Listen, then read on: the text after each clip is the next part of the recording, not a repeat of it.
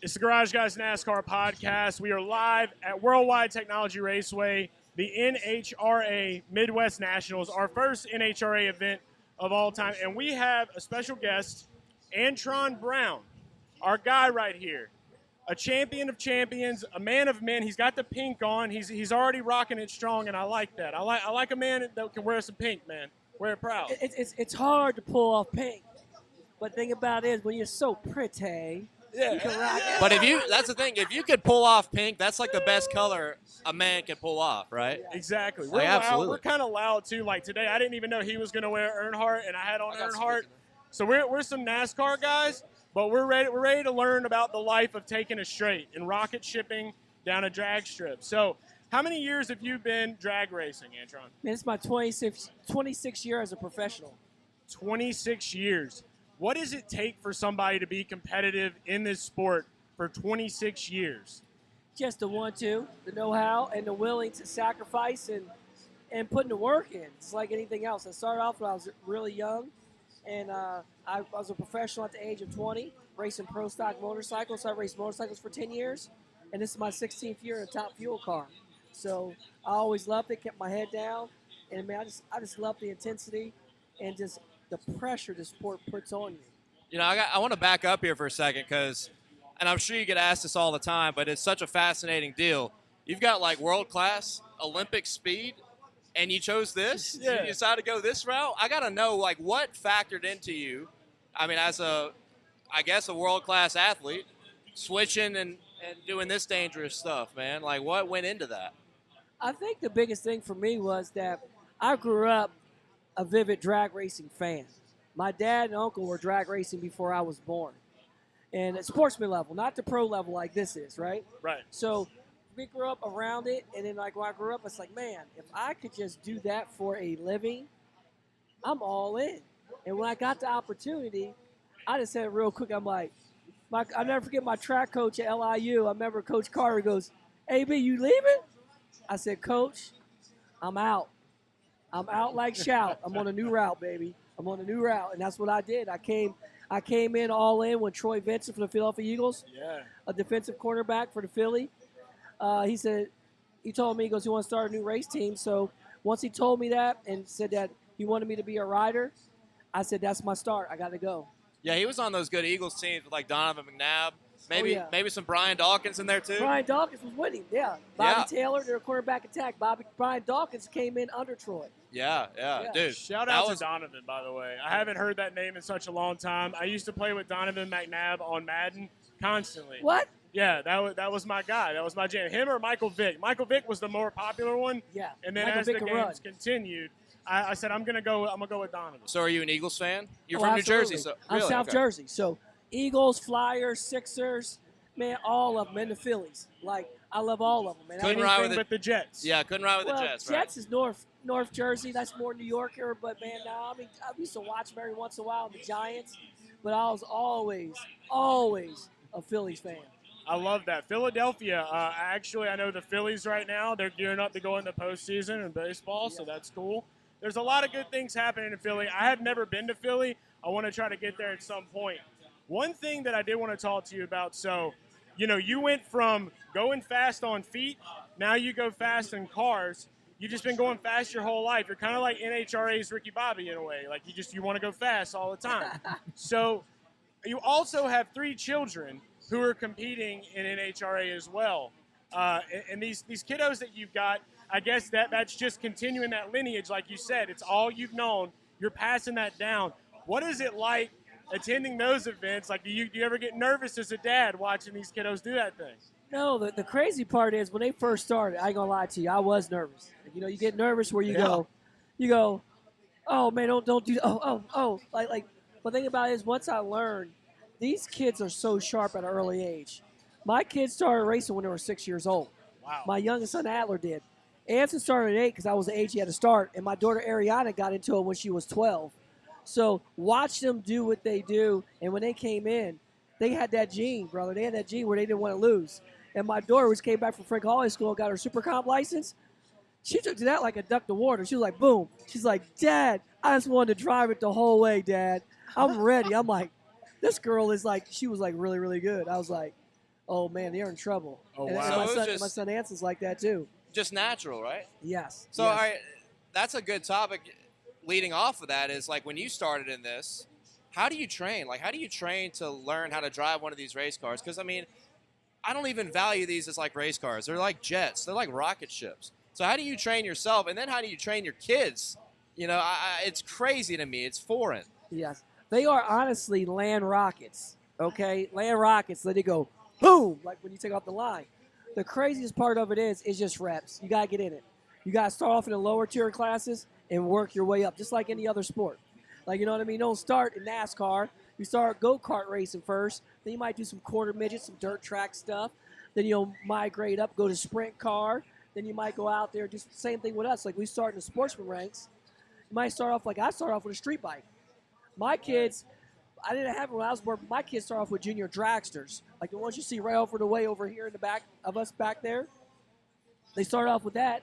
British Strat motor, going 30 mile an hour down the drag strip. They learn all the stuff, how to stage the car, how to drive the big end, leave the starting line on time, and how to keep the car straight so they can repeat the same thing over. It's like anything else. Muscle memory, like a golf swing. So what's like a top speed of the lowest end type of dragster that you started in? Oh, you could buy a used turnkey car, entry level, for anywhere from $3,000 to $5,000. And what's like the top speed on a car like that? Oh, the top speed will be about 30, 35 miles an hour. Oh, okay. And that's for somebody that's 5 to 7 years old. So Gotcha. you can start them out at 5. So once you become 8, you can actually go up to 50 miles an hour, and then you run 1190. So what speed did you start in when you were getting in, like Well, lowest level, highest speed? Well, for me, I didn't start drag racing at all because they didn't have that when I was a kid. You started bikes, I started correct? off racing motocross. I raced dirt bikes. That's right. Okay. I started off racing motocross when I threw a dirt bike when I was 4. Started racing motocross when I was 6, but raced it like nonstop when I was 12. That's amazing. So with motocross, did you ever maybe do like some kind of like organic training like on a BMX bike? Yeah, I rode BMX bikes before I did. My brother was a BMX racer. My older Really? brother. Does he know Matt Hoffman? Oh yeah, we know Matt Hoffman. I knew Matt Hoffman when he first started. How are you on a half pipe? I'm not a half pipe guy. I'm a racing guy. Okay, so straight. I could do a half pipe. I can go up and down and like bunny hop and like turn around and come back down, but I'm not doing the flips and spins. Can you work pegs? No, I didn't have no pegs. Oh, dang. I was a racing guy, brother. I was a big peg BMX. guy. I was good. I was good on the pegs on the half pipe. Woo. So that's what I love. But I I think love that you know Matt Hoffman. I think my highest experience is like rollerblading, dude. Straight up. You know, not Yeah. the highest of speeds compared to what you started in, but No, but it still got. It's got wheels on it. It's got wheels. You got some speed going down the hills and stuff like that. scraped up knees. You know. Yeah. Yeah. Has anyone ever attempted to get on rollerblades or a bike, tie it to the back of a car? No. Too much. No. You won't even try. Absolutely not. It would be too extreme. Well, I would you try. got to remember this. When we leave the starting line, we go from 0 to 100 miles an hour in 0.8 of a second. And that's what I'm still having trouble wrapping my mind around because I've read that and I can see it on here. So we're going to experience this for the first time on Saturday. We're here on Friday right now doing these interviews, getting to know you guys. We're excited. They're going to have us at the line as well. Yeah. What's a good hint you can give us on what to prepare for in that moment? What you guys got to get ready for is not what you're going to see, is what you're going to feel. Oh, we're getting metaphysical. Oh, you're gonna feel something. Is there enhanced ear protection versus the standard? Oh yeah. Yeah. You want to get the nice purple, the ones that you lube up a little bit, pop in your ears to seal your ears completely off.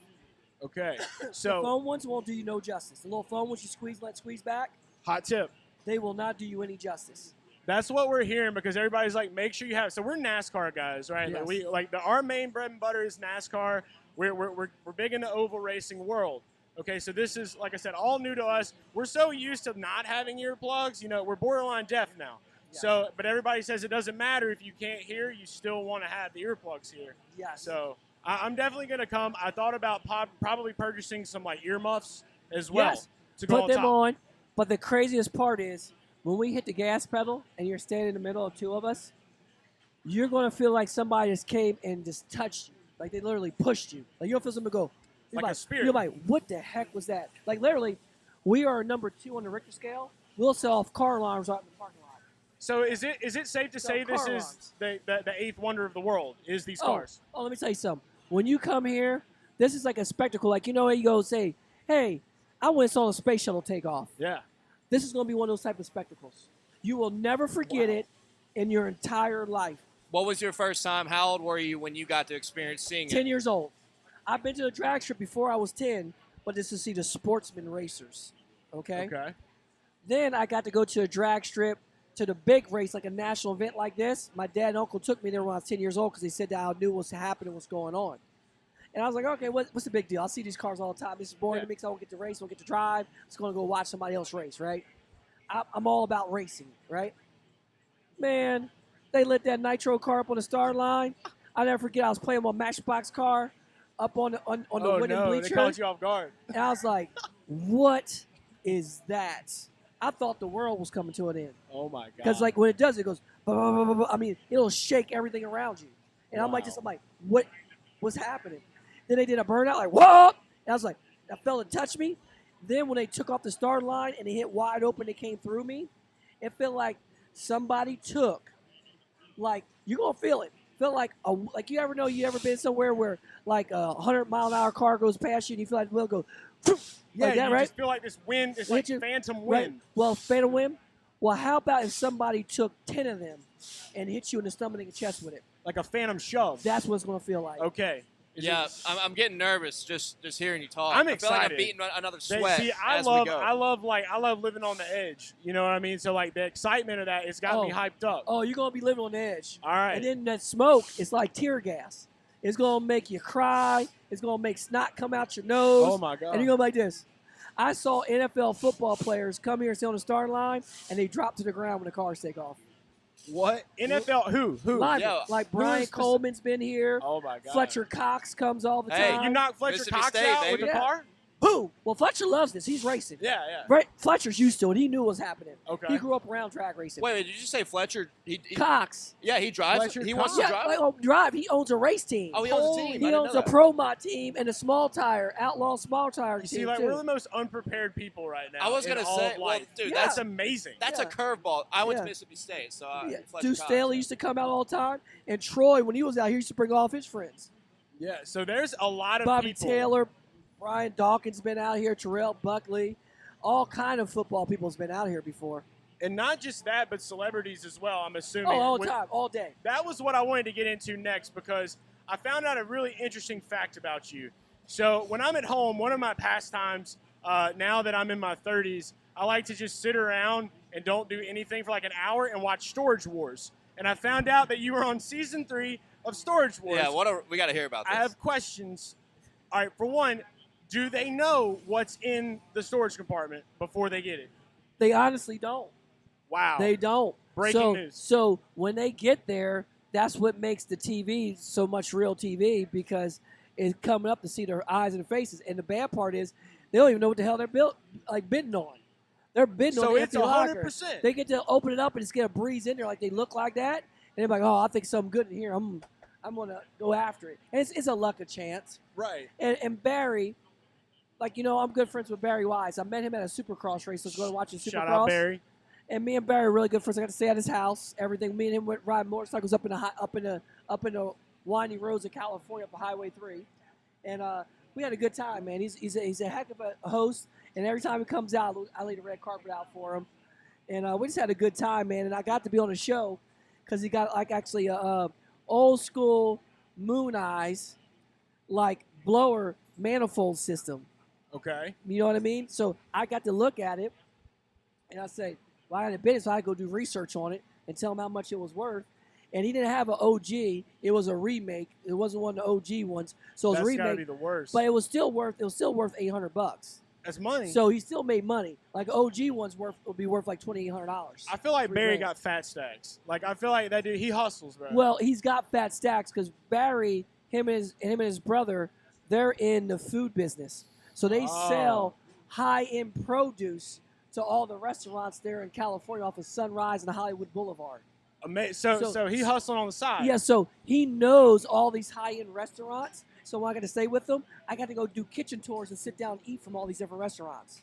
That's a lesson in business. Like- That's like- right there. Good stuff, like good food, good It's that food. good, It was amazing sweet. stuff. Yes, it's good stuff. I love that too. So we know that you've been on that now, which was an amazing find for me. Great story. Also found out that you were an NFT guy. You launched an NFT in 2022. Is that correct? NFT. You got an NFT? What's an NFT? I mean, between us, I call it like NFT, no bleeping telling. I think that's the best way to call them, but it means non-fungible token. You know, like the crypto boom or something? Cryptocurrency. Was that? No, Maybe that wasn't me. That wasn't. You looked up the wrong- Wikipedia got you wrong. Got the wrong Yeah. number. Wikipedia says you got NFTs, bro. The Storage Wars was correct, at least. Storage Yeah. Wars was right. I did Storage Wars. It's hit or miss with Wiki. Don't trust it. So no, I have no idea about that. But I can tell you one thing is that I also was on Top Gear America. Okay. I was a co-host on Top Gear America with Bill Fichtner or William Fichtner. He's a movie star, and then a guy named Tom Ford, which the nickname is Wookie. He's from the UK. He was one of the writers for the original Top Gear out of the UK, and we all did a show together and had a great time for a year. It was a blast. So What'd you get to drive? I drove everything, brother. Everything. Like Just anything, like you could, samples. anything you could think about. What was the favorite thing you drove? I think one of the favorite things I did, I really fell in love with the Lamborghini Huracan. You know what I mean? Like the Huracan, it was a really cool car. The Acura NXS, the new one, was really, really cool. And I was really surprised. You know what I mean? I got to drive. I got to drive some of the newer SUVs that were coming out. You know what I mean? So from like a Lamborghini SUV, Jaguar SUV. What that Lambo truck like? Man, let me tell you something, man. When you got in it, I was actually pretty like, wow, this is like not the typical Lambo style. Right. Because it was like kind of like normal, like what you drive every day. And they have to make the price point where you could buy them. You know what I mean? Who's buying it though? Hey, people over in Europe buy them. You know what I mean? And some high rollers Trying to buy get a some. lease. You know. You know what I mean? Do you hop in those exotic cars and they just feel like whatever? Yeah, like Because you're going 340 or 330 out here? Honestly, I'm a car enthusiast, and I'm old school muscle is what I love. I love like an old school 67 Nova. Oh, I like yeah. all the cars from the 60s. 70s, they got some cool ones, but like the late 60s was where it's happening. You got Right. you got a collection? I don't have a collection, but I'm working on it. I'm looking right now where I want to buy and rebuild a 67 or 66 So you're Nova. working on your own cars. Yes. Oh, I work That's on, what look, I look at love my hands. about 'em. You see my scars? Look at the scars. See all the scars on my hands? That's from working on stuff. This is You a see them all? mechanic right Look, here. look, A look real at all of them. deal. Look at all of them. I can see Look it. at So 'em. I had a 98 Mustang See for all a minute. Look at all my scars. You see Oh, them yeah. all? Oh, yeah. Look, look, I got some nicks. that's all. How long you been working on I it? got I bit saw by a it. bug Your family's yesterday. been big Oh, into brother. Yeah. I work on, man, I've been working since I was a little kid. My family owned their own septic tank excavating type business and septic tank service. So we've been working on our own stuff forever. Do it yourselfers the whole time. And that's what it's all about for me is just keeping your head down and putting the work in, brother. And you can have anything in this life you want as long as you Amen. go out and get it and work Do for you it. get your kids to get their knuckles dirty all the time? Absolutely. Yeah, Absolutely. We That's don't the go way, race unless dude. they work on their car. got to. And they got to You clean it gotta up, teach too. 'em. That's what I was saying. I love old cars. Like anything new, I feel like nowadays it's just a computer you're driving. Yes. I want to get something where I can like look at YouTube. I can learn how to fix it myself. You know, as a guy that didn't grow up as a mechanic, I want to be able to fix it on my own. But you got to get the old school vehicles. So I love that you're doing that. And you're restoring these cars. You're going to end up having probably a gigantic, amazing collection. And I'm sure you're probably going to end up putting them on the strip. You remember that show Pinks from back in the day? Oh, yeah. All right. Absolutely. You think you can run it back? Oh, absolutely. I want to run it back. I'm trying to Absolutely. figure out a way. I think him and I could host it, and then you can invest in it. You know, Yeah, you that's a good you idea. pay for it, and then we'll be there, and we promise. Oh, I get to pay for it. Yeah. See that? That's You pay that- for it, and then yeah. we'll give you the pink slips on the low, There you go. See, and Yeah. that's how we'll build your collection. We're building a business right now, and we just met like This 20 is minutes business. ago. y'all super smart. I like the Yeah, way y'all work yeah. your business. We love look it. smart. but as the guy on Shark Tank, because of that reason, I am out. Oh my God, I love it. Well, look, this has been Antron Brown again. AB Motorsports, second year owning his own team, Top Fuel. Man is a 3-time champion. If you haven't checked out NHRA, I know a lot of our viewers don't really know much about NHRA. We're just now getting into this world. This is the time they gave me these cool cards. So usually this is the point where I'll be like, "What's your social media handle?" but I got it on lock. You got it right here. there, Antron Brown TF at AB Motorsports or at Antron Brown TF, and also shop AntronBrown.com for all your merch. You want to look, get the flavor, baby. Get the You flavor. have to support it because we're just started a business, so you support Antron.